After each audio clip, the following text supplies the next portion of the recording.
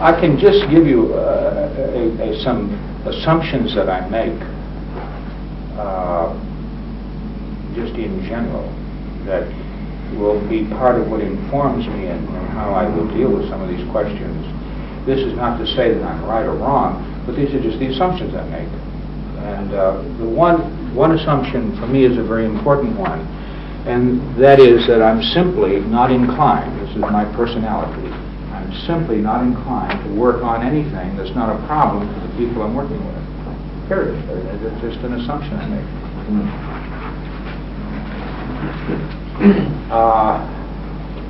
And I make that assumption for a couple of very important reasons.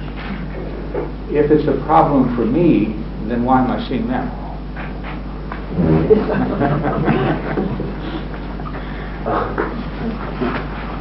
And if it already is a problem for me or a problem for somebody else, why am I not seeing somebody else instead of them? I just have found that people that are not there working on something which is a problem for them simply don't work. And much of the trouble we get into in therapy is because of that very issue, that we end up working with people around things that are not a problem for them. It's a problem for somebody else, or a problem for a certain definition. And most people that I've ever run into are simply not inclined to work on something that's not a problem for them. Now, that's not just a simple solipsistic or nihilistic answer. I have hardly ever run into people who don't have a problem they're willing to work on. And I think that's the cutting issue here. It's how you define the nature of the problem and how the problem emerges. The second assumption that will inform some of my responses to these questions has to do with the very language I'm just using about whether or not there is a problem. And I have a problem with that statement I made. I really don't think in terms of problems as being fixed entities. I think one of the difficulties we get into with our traditional diagnostic schema is it defines problems as having a certain space and form and position, and that you have to know what it is, like a cancer, kind of like a psychic cancer or a systemic cancer, and you need to discover it and excise it in some way. And I simply have a totally different view. I think problems, like everything else in life, are always on the way. They're always changing. They're never the same. And the purpose of therapy at the beginning is not to discover a problem, it's to begin to have problems emerging that will always be changing as you're talking about them. They simply don't stay the same.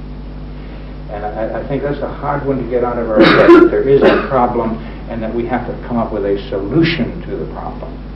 The minute you fix a problem in space, then you have for every problem a right solution.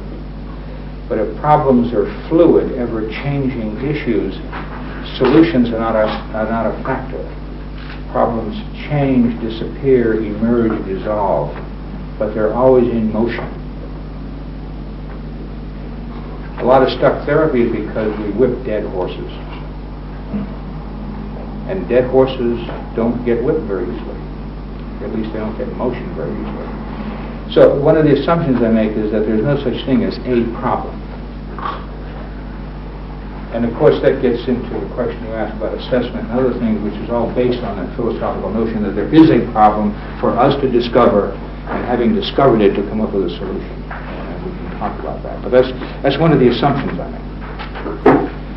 So those for me are two very important assumptions. And have a lot to do with how I think about things.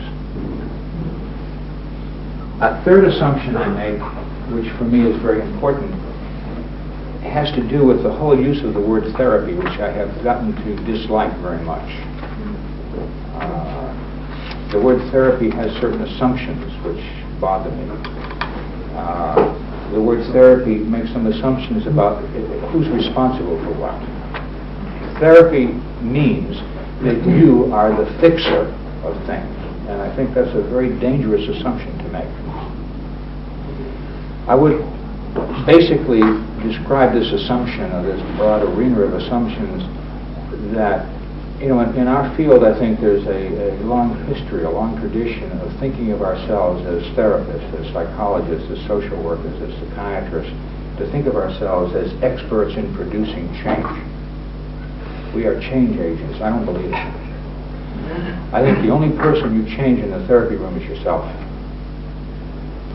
I think it's impossible to change somebody else. And that's for me, a very important assumption.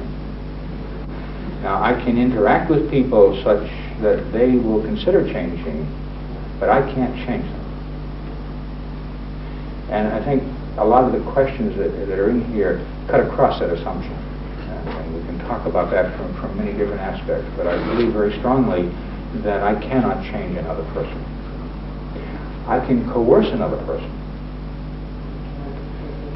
And that sort of gets into the fourth assumption, I think, for me, the big difference between, as far as I'm concerned, social control versus coercion, or versus treatment, social control versus treatment, is that social control can restrict behavior, and that's all it can do. But it can't change behavior. You put somebody in jail, you can stop them from doing something, but you don't change them. That's why the prisons don't work. Treatment has as its goal maximizing the opportunities for changing behavior, not restricting behavior. And so the assumption I make about treatment is that the end result of treatment is unpredictable. You cannot predict what will happen in therapy. Do you sometimes say that? Do the clients say these things consciously to them? I could think of a situation where I might. What I would say would depend on the context, but I wouldn't ordinarily make a big point of that. I think that's probably said, however, in the way I respond. I think, for instance, what these people we saw on the television yesterday were responding to was that very message. That I was not trying to make them do anything, which gave them the opportunity to want to do some things themselves. So I think that message was said, but I didn't ever say it.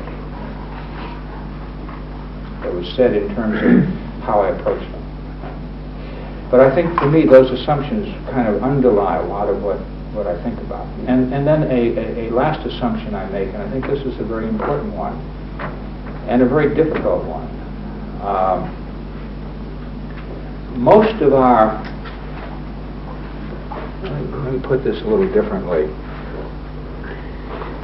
Most of our experience with the world, most of our training, most of our education, most of our cultural heritage, these Anglo-Saxon cultures that we're part of, is based on a general philosophical proposition that there is an objective reality, that we can know that reality independent of our observation.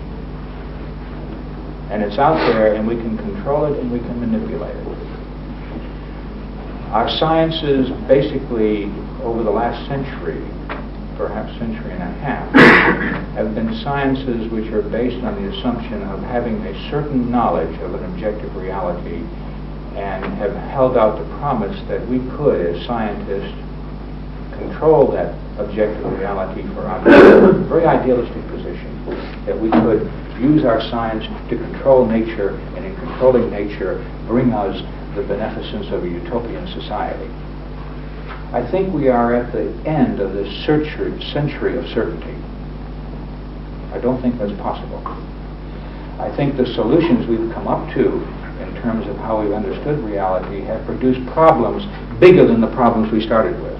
And I would use as an example of that nuclear war, for instance, or Afghanistan, or the wheat shortage in Russia, or other such things.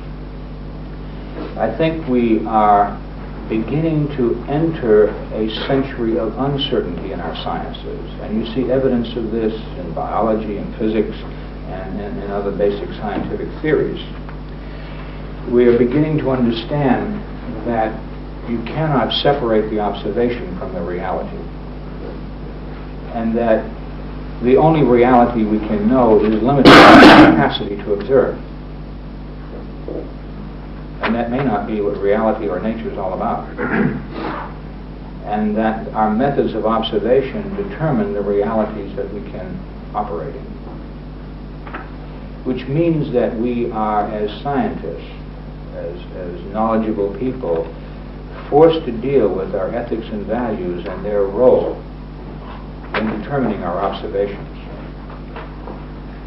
And this means that the question, the underlying question that we must be able to solve for ourselves, and we don't yet have an answer to this, is how can we permit our values and our ethics to become part of our science without those values destroying the science?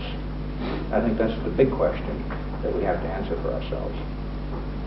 And I think an assumption I make is how to play with that notion in trying to understand the work I do in therapy. So those are the assumptions I'm coming from. I would think that, and these figures are very loose, I'm not sure